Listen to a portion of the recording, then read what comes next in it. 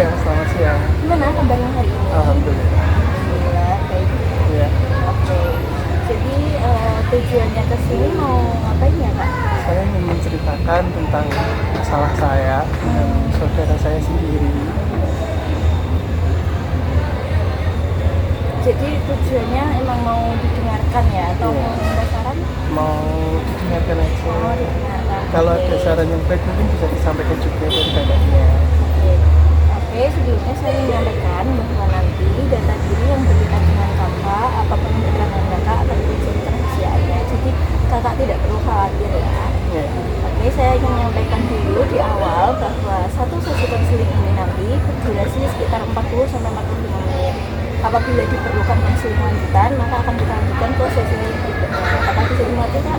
Oke, dimengerti. Sebelumnya dengan Kak siapa? Anton. Oke, Kak Anton ya. Nah, perkenalkan, nama saya Arin atau Mugita Sari. Kakak bisa panggil saya Kak Arin atau Mbak Arin, sih namanya Mas Anton aja. Saya panggilnya Mas aja ya, Iya, supaya Mas lebih aja. akrab. Oke, sekarang bisa mulai diceritakan Mas, permasalahan yang ingin kita seperti apa? Jadi gini mbak, ceritanya itu kan saya punya saudara laki-laki kan. Itu kayak gimana ya, saya kan juga punya teman ya masih sepupu lah gitu. Tapi itu kakak saya itu lebih kayak nganggep adiknya itu sepupu saya daripada saya sendiri. Jadi kayak terkesannya itu adiknya itu sepupu saya daripada saya gitu. Oh, jadi maksudnya Mas Anton ini punya kakak, tapi lebih menganggap sepupunya sebagai adik kandungnya Iya, daripada Mas Anton daripada saya sendiri. sendiri. Oke, terus gimana? Jadi kayak kadang tuh saya tuh mikir ya mbak, aku kan punya kakak gitu kan, tapi kok serasa itu apa-apa kok kayak nggak diajak, tapi yang diajak malah sepupuku, kayak diajak kerja, diajak pokoknya diajarin dalam segala hal tentang kehidupan lah ya. Itu kok yang diajarin malah sepupuku daripada aku gitu kan, kayak kadang tuh pasti punya rasa kayak kok aku digini ini ya, aku kayak gini ya gitu loh. Saya paham banget sih Mas. Jadi rasanya kayak sedih, bingung juga, apalagi kalau juga. Terus gimana kesehariannya Mas Anton sama kakak kandungnya? Ya kayak gitu mbak, yang kayak aku ceritain tadi kan, kesehariannya kayak kan karena saya juga bekerja ya wira swasta lah ya istilahnya begitu. Nah itu kan kayak biasanya kerjanya kayak keliling cari lah dagangan gitu lah. Tapi itu oh iya kok adik saya itu masih belum kerja, masih sebenarnya nggak ada kegiatan lah. Tapi kok yang di situ padahal ada saya, tapi kok yang diajak malah yang nggak ada, kayak sepupu saya istilahnya gitulah, kayak gitu loh mbak. Jadi kayak ngerasa aja kayak sebenarnya adiknya itu aku atau sepupu aku gitu loh. Dan kadang ngerasa kayak juga banyak yang notice dari teman-teman juga, dari pemuda sekitar juga kayak kok masku itu kakakku itu lebih memihak sepupu saya daripada saya gitu. Nah kira-kira ini apa yang menyebabkan kakaknya Mas Anton ini lebih fokus ke sepupunya Mas Anton daripada ke adik kandungnya sendiri gitu?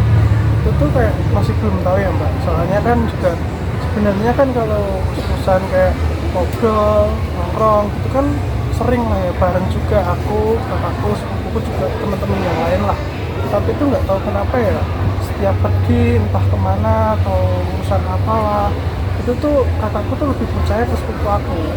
Padahal kalau setiap ada masalah, setiap ada apa yang harus ditolong itu ke aku semua larinya, nggak ke sepupu aku itu. Tapi kalau kakakku lagi senang, lagi bisa cari makan sendiri, bisa kerja ke sana ke sini, tapi yang diajak itu pasti ada sepupuku, bukan aku. Jadi kayak ngerasa tertekan aja, ngerasa kayak ya kan hidupnya juga jadi satu gitu kan mbak. Jadi kayak nyebelin lah gitu. Ini sepupunya cowok? Iya, cowok juga sepantaran. Pacaran sama Mas Anton. Iya. Kalau kesehariannya gimana Mas? Selain dari konteks kerja misalnya, hubungan kakak adiknya apakah baik juga? Ya mungkin bisa dibilang kurang baik ya mbak, soalnya kayak juga kalau emang nggak bener-bener kakak saya minta tolong ke saya itu juga jarang lah ngobrol, jarang ngobrolin yang kayak gitulah. Pokoknya lebih seringnya bergabungnya ke sepupu saya gitulah. Pokoknya kalau keseharian mah kurang kayak selayaknya adik kakak lah gitu. Oh gitu. Iya, Jadi emang kesehariannya kayak kurang akrab ya. kurang akrab. Itu berlangsung sejak kapan kayak gitu? Itu berlangsung sejak ini bapak saya udah nggak ada waktu itu 2021 kan. semenjak itu kan kayak sebenarnya awal-awal itu mengalami sebuah istilahnya susah lah ya, kayak kakak saya juga cari kerjaan susah, mau kesana kesini susah soalnya nggak ada kendaraan motor, nggak ada apa-apa kan. Di situ tuh saya mbak yang nemenin kayak cari kerjaan, terus kayak kesana kesini, pokoknya semuanya yang minjem motor, kalau ada uang dibuat bareng-bareng itu saya.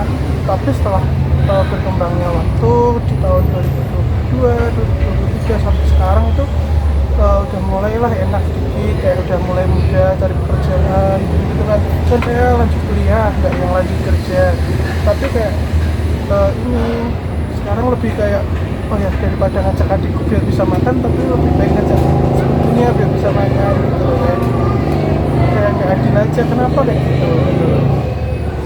Nah, kira-kira pas Mas Anton dapat perlakuan kayak gitu, gimana perasaannya? Ya, mungkin kalau saya perasaan saya juga ikut kayak sedih ya, pasti sedih juga kan, soalnya kakak kandung ya kok kayak gitu perlakuannya, apalagi kan saya udah ditinggalin bapak saya gitu kan, jadi kayak mau arahnya kemana kan, seharusnya kakak laki-laki itu harus jadi kayak yang penuntun gitu kan, tapi malah kakak saya nonton adik sepupu saya, jadi kan saya pasti sedih juga, anyel juga pasti itu, kadang ya jengkel sama kakak saya kan, kalau seneng, kalau lagi muda dan matang pasti sama adik sepupu saya, tapi kalau susah pasti larinya ke saya, itu kan kadang juga jengkel kan.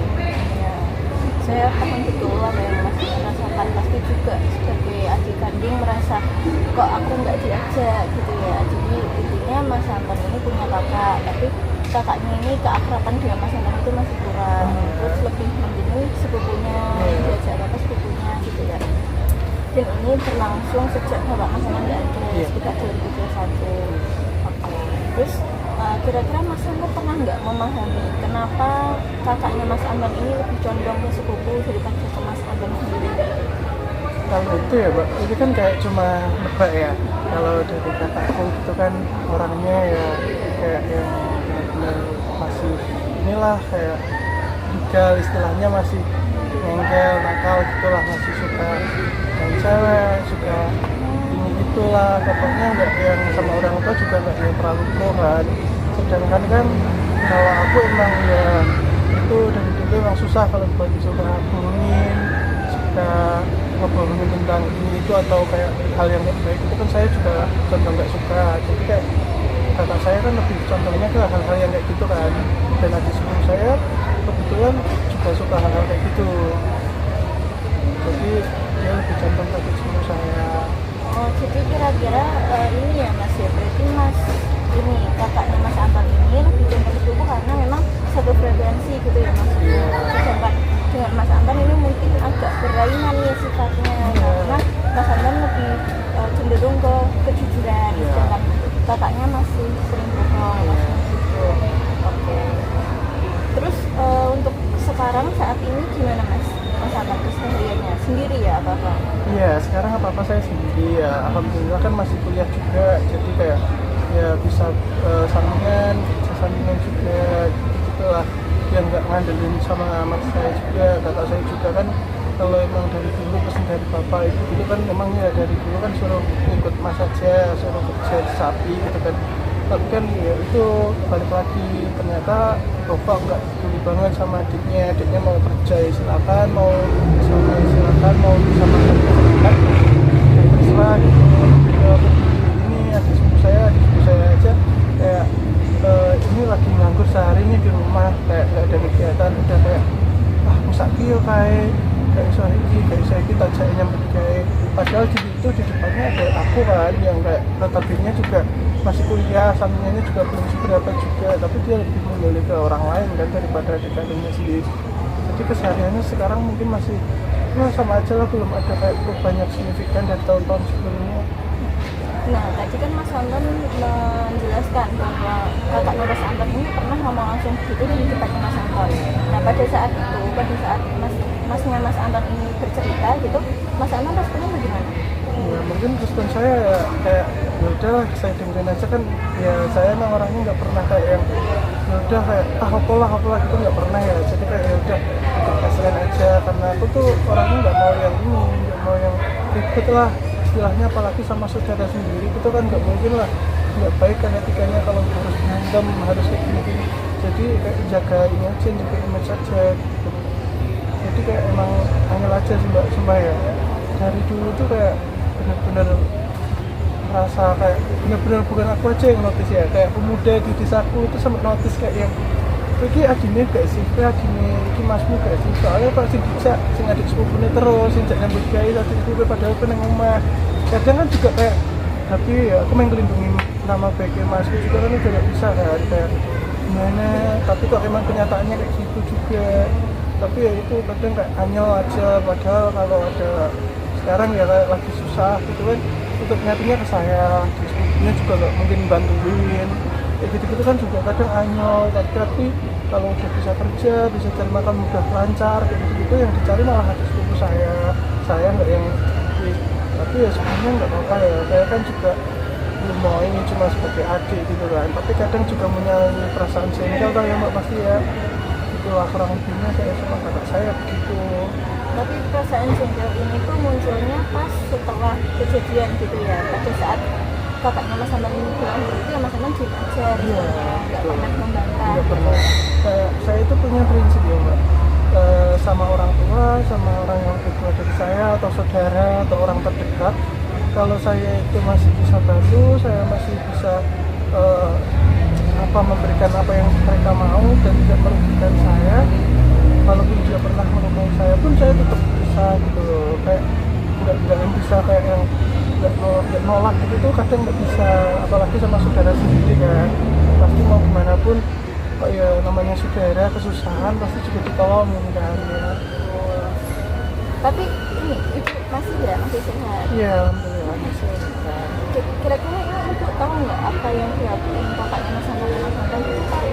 Ya mungkin tahu ya mbak, soalnya kan juga rumahnya nggak terlalu jauh, juga keseharian juga ngeliat juga kan ya. Tapi ya balik itu namanya, saya kan anak terakhir ya, ibu saya itu juga ngertinya begitu, kayak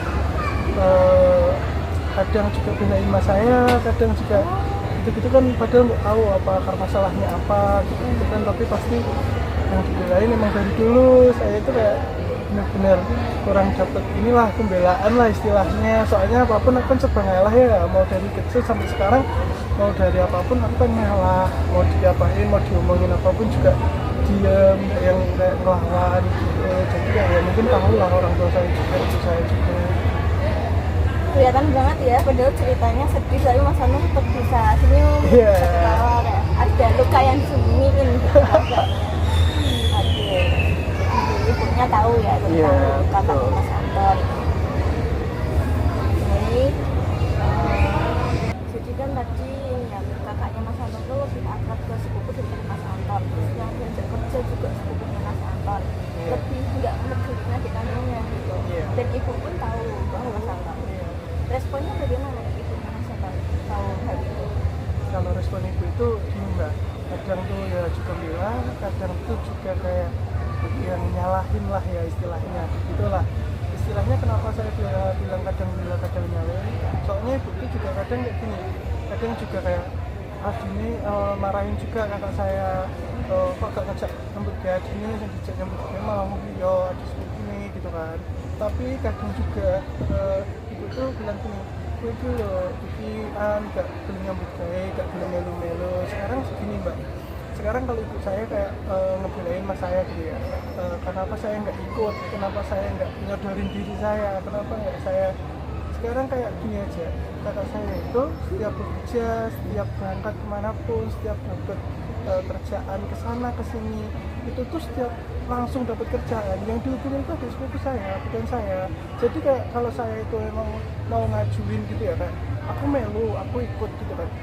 Nah, itu kan kadang itu istrinya nggak rela gitu, kadang kayak aku minta uang juga gitu kadang, padahal itu hasil kerja saya sendiri ya mbak.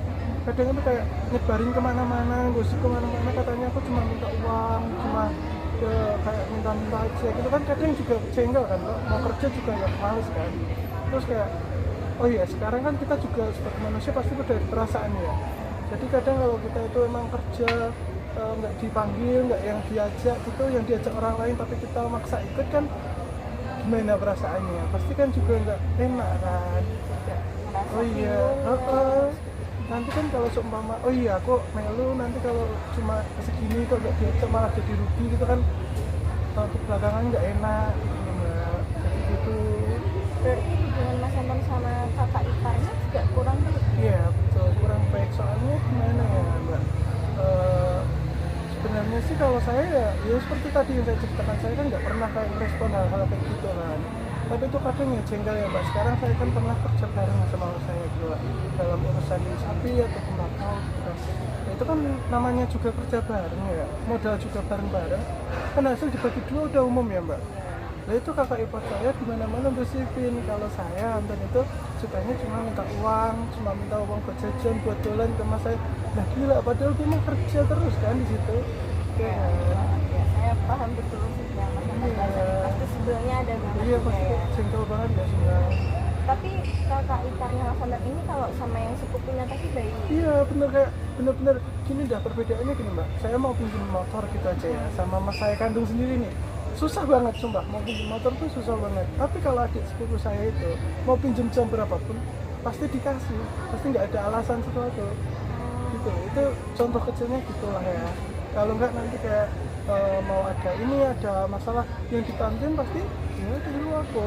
Kalau aku ada masalah, ada nggak mau tahu, ada kayak nyalahin gitu-gitu lah mbak ya. Jadi kayak benar-benar hubungan saya sama mas saya itu kurang baik lah, istilahnya bisa disebut kurang baik karena banyak faktor ya kan yang saya ceritakan, sebagai yang tadi saya ceritakan ya. Tapi Mas Anton punya saudara lain selain kakak? Iya Oh, ada saudara perempuan juga, anak nomor 1. Gimana sikapnya kalau ke Mas Anton? Kalau yang kakak saya nomor 1 itu lumayan baik mbak. Istilahnya masih kayak kadang inget lah, oh ya adik saya ini masih kuliah, kadang tuh masih suka ngasih THR lah istilahnya ya, lebaran gitu ngasih THR. Tapi kalau yang kakak saya yang laki-laki udah sama sekali dari dulu nggak pernah kayak ngasih kayak gitu. Sebenarnya saya legowo aja ya mbak, tapi tuh kadang tuh kayak dia itu cerita sendiri ke saya. Bayangin mbak, saya kan lebaran ya, adik kandung tinggal satu, tinggal saya sendiri lah yang istilahnya masih deket gitu kan. Itu tuh lebaran nggak dikasih THR sama sekali, spesial pun enggak lah ya, 1.000 rupiah pun enggak. Tapi dia itu di depan tuh cerita kalau adik iparnya habis dibeliin, dibelanjain baju habis beberapa juta. Bayangin mbak, jadi saya gimana perasaannya ya kan. Tapi ya gimana lagi, saya mau protes ya gimana, orang saya ya dari dulu emang nggak berani melawan sama orang yang lebih tua, apalagi saudara saya sendiri ya kan. Jadi kayak cuma diem aja, ya udah tak iyain gitu. Tapi kadang kan juga ngerasa jengkelnya ada banget kan Kak? Jadi gitu ya, sebenarnya kayak Mas Anton ini punya kakak perempuan yang lebih care ke Mas Anton daripada kakak laki-lakinya. Terus ternyata hubungan Mas Anton itu kurang baik memang sama kakak laki-laki dan istrinya gitu ya. Oke, saya paham gitu ada yang Mas Anton rasakan. Setelah semua yang terjadi nih antara Mas Anton dengan kakak Mas Anton, kira-kira Mas Anton sendiri menemukan sebuah solusi gitu nggak untuk mengatasi permasalahan tersebut? Sebenarnya ini mbak, saya kan permasalahannya juga udah cukup lama ya sama kakak saya sendiri. Kalau sebenarnya saya itu kalau membahas tentang solusi, sebenarnya setiap hari itu bisa jadi solusi mbak. Kenapa saya bilang setiap hari bisa jadi solusi? Karena saya setiap hari itu kayak terbuka ke saudara saya. Jadi mau saudara saya itu berbuat salah kayak gimana, mau kayak lakuin saya kayak gimana pun, sejahat apapun, saya masih membuka, kayak mau minta tolong ya ayo aku tolong. Jadi kalau mau masalah solusi, sebenarnya setiap hari itu ada solusi mbak. Tapi tergantung kan, balik lagi kan ke pribadiannya kakak saya, sifat saya saat ngambil keputusan itu kan saya nggak bisa ya buat mutusin itu kan keputusan kakak saya. Kalau buat solusi sebenarnya setiap hari bisa jadi solusi, karena saya setiap hari juga terbuka sama kakak saya nggak yang terbebani, mau minta tolong apapun juga saya pasti lakuin, dari hal kecil sampai hal besar kemanapun itu. Kalau itu kakak saya minta tolong, selagi saya bisa pasti saya langsung tolong mbak. Jadi untuk solusi mungkin bisa dibilang begitu ya mbak ya. Begitu ya, jadi solusinya ya Mas Anton ini sebenarnya berkaitan ya sama diri sendiri. Kayak kalau kakaknya sama butuh bantuan, Mas Anton juga sendiri sebagai kandung tetap menolong gitu ya. Nggak ada rasa minder, tanpa kita sadari kita udah ngobrol sekitar 41 menit ya. Nah, nanti apabila diperlukan konseling lanjutan, Mas Anton bisa menghubungi saya lagi. Siap mbak. Tadi ya jadi kesimpulannya Mas Anton ini mempunyai hubungan yang kurang baik sama saudaranya Iya. karena ngerasa nggak dianggap, terus ngerasa kurang diperhatiin, nggak diajak kerja gitu ya, padahal rumahnya deket juga dan ibu pun tahu. Iya. Tapi ternyata respon itu kadang menyalahkan, kadang Iya. juga membela gitu. Betul. Oke, terus gimana perasaannya setelah bercerita ini? Sampai apakah lebih lega atau masih ada yang mengganjal? Alhamdulillah Mbak, udah kayak lebih lega banget. Udah, terima kasih Mbaknya, Mbak Arin udah mau dengerin saya bercerita tentang keluh kesah saya sehari-hari saya yang mungkin jadi salah satu beban lah ya buat pemikiran saya kan. Apalagi saya kadang juga jarang cerita ke siapapun tentang masalah saya menurut saya sore hari ini benar-benar merasa cukup lega banget buat kesempatan bisa cerita sama Mbak Arin. Jadi saya mau ucapin terima kasih udah mau dengerin saya bercerita. Saya juga berterima kasih kembali sama Anton karena sudah mempercayakan ceritanya kepada saya. Pokoknya untuk Mas Anton tetap semangat untuk menjalani hidupnya, semoga kedepannya diberi kelancaran, dimudahkan segala urusannya, selalu dikelilingi orang-orang baik ya Mas. Terima kasih ya Mbak.